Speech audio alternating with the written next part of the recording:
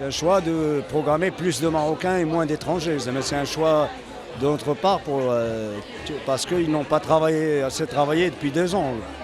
C'est-à-dire qu'on a préféré mettre le budget artistique plus sur les artistes marocains que sur les artistes étrangers. Pendant le confinement, on était à l'arrêt complet. Le centre, on l'a fermé parce que on ne pouvait pas accueillir de répétitions, on ne pouvait pas faire de concerts. Parce que la salle, elle prend à peu près 300 personnes, on ne peut pas ouvrir.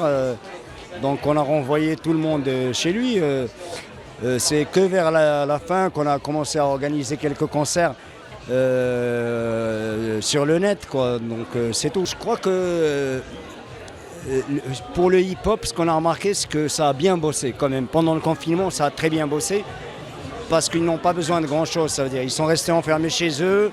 Ils n'ont besoin que d'un ordinateur et d'un micro. Donc le niveau du hip-hop, il a bien évolué quand même. Alors que le niveau du rock et de la fusion, il a un peu chuté. Parce que justement, ils n'avaient pas les moyens de travailler, quoi. Donc pas de studio, nous on a fermé, l'usine a fermé. Enfin tous les lieux où il pouvait y avoir des répétitions, ils n'étaient plus accessibles. Et donc, je crois que c'est à cause de ça que le niveau a un peu chuté. Mais en hip-hop, le niveau était très très bon. D'ailleurs, on a reçu le plus gros des maquettes, c'était le hip-hop. Et beaucoup moins de fusion et de rock. Je crois qu'on a réussi à fidéliser quelques sponsors et ça tant mieux.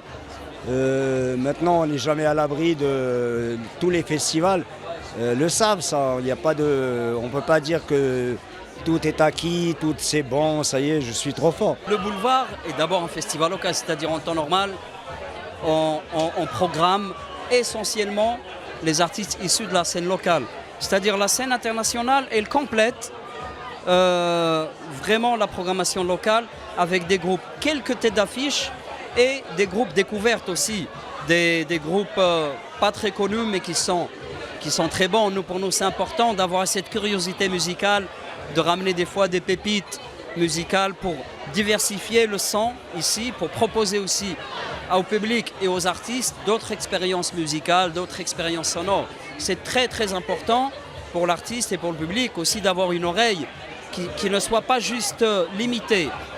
Et la musique n'a pas de frontières, c'est une phrase que tout le monde dit et connaît, et dans le vrai sens du terme, c'est ce qui dynamise aussi la créativité, qui donne des idées et qui des fois, le croisement entre artistes internationaux et locaux donne d'autres visibilités, visions à l'artiste local, des réseaux, des connexions. C'est très important dans le sens de la professionnalisation de la scène émergente. Haoussa, parmi les groupes justement qui marquent un retour, c'est Haoussa.